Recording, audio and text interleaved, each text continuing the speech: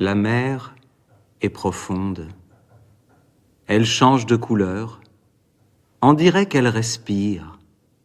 Heureusement qu'elle est là. Parfois, les journées s'écoulent sans que rien ne se passe. Alors, nous observons le fjord qui bleuit, qui verdit, puis s'assombrit comme une apocalypse. Cela dit, la plage de notre village est belle. Elle forme un arc de cercle, mesure à peine 1 kilomètre. C'est apaisant de rester là à regarder une chose plus vaste que nous. La mer est éternelle, lit-on quelque part. C'est hélas n'importe quoi. Tout change. Le soleil mourra, les mers s'assécheront, les grands hommes sombreront dans l'oubli, mais comparé à la vie d'un être humain, la mer est en effet éternelle. C'est incroyable comme tout finit par changer. Le rideau de fer, la télévision noir et blanc, les machines à écrire, quand cela s'arrêtera-t-il ? Vous n'avez pas besoin de répondre. Nous ne faisons que penser à voix haute parce que, aujourd'hui, tout se transforme si vite qu'il suffit de cligner des yeux pour perdre le contact avec le monde. Mais ici, au village, vit un homme qui se fiche pas mal du passage du temps et des évolutions. Il s'appelle Jonas. Jonas est capable de transformer le monde grâce à ses pinceaux. Jonas est maigrelet, pour ne pas dire éthique. De taille à peine moyenne, il est fragile. Ne foulez pas trop la terre sous vos pieds en l'approchant, vous risqueriez de le briser. Il a grandi si discrètement et si lentement que pendant des années nous avons presque oublié son existence.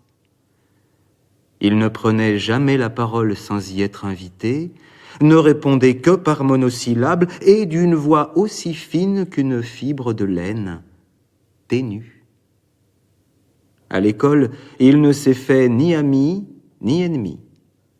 Les autres ne se moquaient pratiquement jamais de lui, peut-être parce qu'il était le fils de Hannes, colosse et policier du village.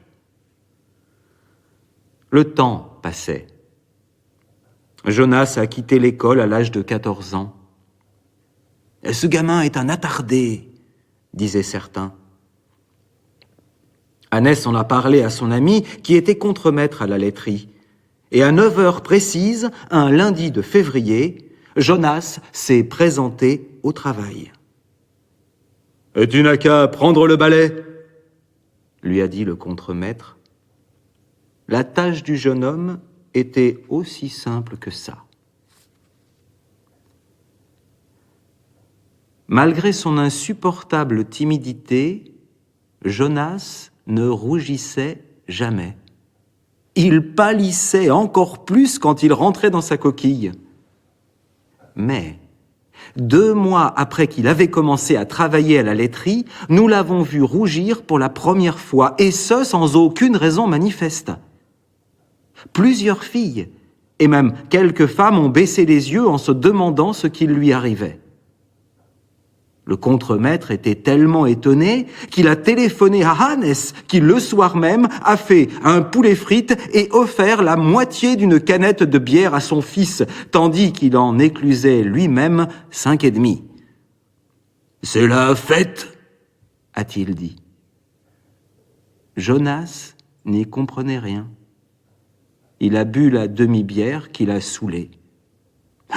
Il ne t'en faut pas plus qu'un oiseau pour être ivre, a remarqué Hannes en riant.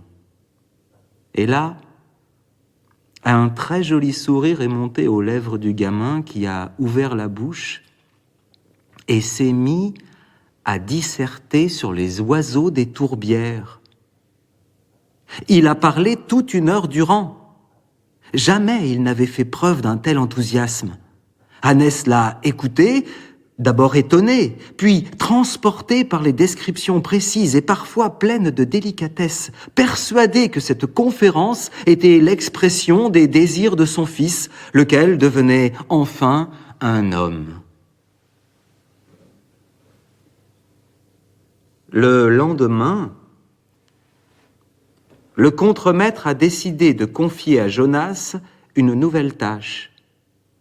Il fallait repeindre un mur.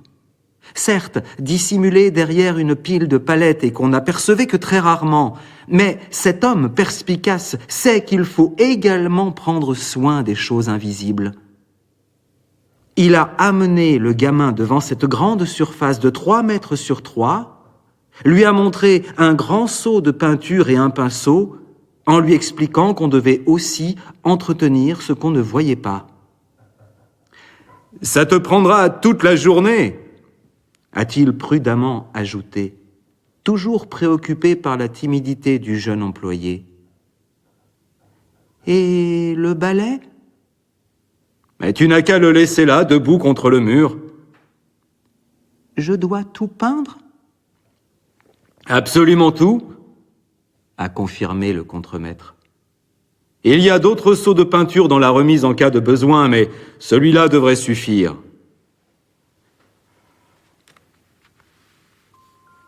Il était presque midi quand le contremaître se risqua enfin à aller voir où en était Jonas. Il trouva le gamin parfaitement immobile, regardant droit devant lui, entouré d'une multitude de pots de peinture. Le contremaître scruta longuement le mur, puis s'approcha. Jonas avait le rouge aux joues. Ses yeux pétillaient. Après cela, plus personne n'a jamais osé entasser de palettes devant ce mur. Le contremaître a fait installer 2 tables. Les employés y prennent leur pause ou y vont lorsqu'ils ont besoin de réfléchir, de se calmer, de reprendre leurs esprits. Ils boivent le café en contemplant cette fresque. Un soleil rougeoyant couvre la moitié du mur. Une 60aine d'oiseaux des tourbières arrivent à tire d'aile, sortis tout droit de l'astre du jour. Leurs contours sont malhabiles, mais ils semblent tellement vivants que lorsque règne un absolu silence, on entend leur battement d'ailes à l'intérieur du mur. Hannes, le père de Jonas, buvait plus que nous autres depuis l'adolescence, ce qui nous semblait normal. Cet homme descendait des trolls et des géants. Hannes séduisait les femmes grâce à son regard puissant qui balayait les alentours tel un phare l'océan. Toutes, elles se disaient « Je quitterai mari et enfant pour une nuit avec lui. » À notre grande surprise, Hannes a finalement épousé Bara. Bara, tellement ténue, le visage radieux, le corps aussi fin que les étamines d'une fleur, disaient les anciens quand ils parlaient d'elle. Elle était allée à Reykjavik étudier à l'université. Excellente étudiante, elle serait sans doute devenue une géologue hors pair si elle n'avait vu Hannes se battre pendant le bal de Pâques, ici, à la salle des fêtes. « Un volcan en éruption !» s'était-elle dit. 2 ans plus tard, Jonas était venu au monde. Bara venait alors d'obtenir sa licence. Puis un jour, nous avons vu la lumière qui illuminait son visage s'affadir. Le vieux médecin, celui qui connaissait quelques bribes de latin, n'a rien pu faire contre le cancer des intestins, cette fleur maléfique. Elle déclinait rapidement, elle pâlissait, elle maigrissait. Hannes l'a soutenue de toutes ses forces, mais l'homme n'est rien face à la mort. La lumière du monde s'est éteinte, Hannes est devenu veuf, son fils de 3 ans orphelin. Quant à nous, nous avons perdu la chose la plus belle et la plus élégante que nos yeux avaient pu voir. Il y aurait largement de la place pour un peu plus de justice en ce monde. Ils n'étaient plus que 2. L'enfant ressemblait tant à sa mère que Hannes n'osait même pas le toucher. « Mon petit !» disait-il. les mains plongées dans les poches. Les années ont passé. Le père et le fils vivaient chacun dans leur monde. Ils se parlaient peu, mais aimaient regarder la télé ensemble, être assis à la table de la cuisine, écouter une histoire à la radio ou encore la pluie en regardant le fjord. Un soir, Hannes dit à son fils : « Vois-tu, rien ne me ferait plus plaisir. Ce serait un immense bonheur de te voir endosser mon uniforme quand je ne serai plus là, lorsque tu seras devenu un homme.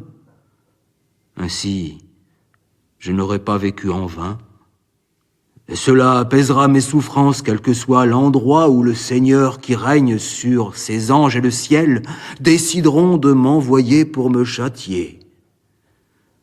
Ce serait mon bonheur, » a répété Hannes. Il était presque minuit. Jonas s'est brossé les dents, comme toujours, avec une grande application. Il a fait un tour aux toilettes, s'est lavé, puis est allé dans le salon pour souhaiter bonne nuit à son père. Hannes a levé les yeux et tendu sa tête, son imposante tête. « Bonne nuit, mon fils. À jamais, bonne nuit, et ne laisse pas les ombres t'enfermer. »« C'est promis, mon cher papa. » Jonas s'est retourné dans sa chambre et, vêtu de son pyjama rouge, s'est endormi, bercé par la voix de son père. Le lendemain matin, Jonas s'est réveillé tôt. Il faisait encore sombre dans la chambre. Il a regardé son réveil. 7 heures. Il lui en restait 2 avant de repartir au travail. Il a tendu le bras vers sa lampe de chevet pour l'allumer. C'est alors qu'il a vu que la porte de sa chambre avait été fermée pendant la nuit. Une grande enveloppe était collée juste sous la poignée. Il s'est levé pour aller la chercher. « Ah, mon fils !» Puis s'est rassis au bord du lit, le cœur battant, et a ouvert la lettre. « Mon cher fils, s'il te plaît, ne va pas dans le salon. Et si tu as quelque respect pour moi, si tu en as eu dans le passé, tu obéiras à ce qui constitue ma dernière requête. J'ai tout essayé, mais voilà, j'abandonne le combat contre les ombres qui m'assaillent. Pour moi, la beauté du monde n'est plus. Les ombres m'ont vaincu. Je n'ai pas été assez bon avec toi. Pardonne-moi, je n'ai jamais voulu que ton bien. Ne va pas dans le salon. Je me suis pendu cette nuit. Il ne faut pas que tu me vois comme ça. C'est un spectacle épouvantable de voir un pendu, et c'est pire encore lorsque c'est ton père. Cette image se graverait en toi et te consumerait toute ta vie. Je ne veux pas de ça, donc, s'il te plaît, ne va pas dans le salon. Sors directement de la maison, mais n'oublie pas d'enfiler des vêtements. Il ne faut pas qu'on te voie en pyjama rouge. Tu dors, à poings fermés dans ta chambre, la bouche entr'ouverte. J'ai passé un long moment à te regarder et à te faire mes adieux. Tu es un beau garçon, même si j'aurais préféré attendre que tu sois un homme. Mais tu es mon fils. Je pars et tu es la seule trace que je laisse en ce monde. Sois fort. Ne ploie pas. Jamais. Quand les larmes t'envahiront, elles ne manqueront pas de le faire. Il faut que tu sortes de la maison et que tu cours à perdre haleine. Rien n'apaise autant l'esprit et les nerfs.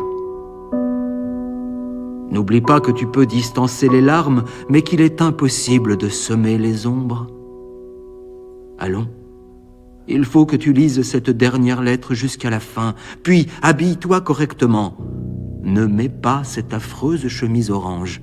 Ensuite, tu iras directement trouver Gudmundur, notre mère, et Solrun. J'ai laissé dans l'entrée une lettre qui leur est destinée. Gudmundur et Solrun sauront ce qu'il faut faire. Je vais maintenant aller retrouver ta mère. Je ne connais rien de meilleur qu'elle. Elle méritait bien mieux que la vie qu'elle a eue, mais nul n'a prise sur son destin. Je suppose que je devrais tout d'abord faire pénitence pour avoir renoncé à la vie. J'essaierai d'accueillir cette condamnation avec dignité. J'ignore quelles seront sa nature et sa durée, 1000 ans ou une journée.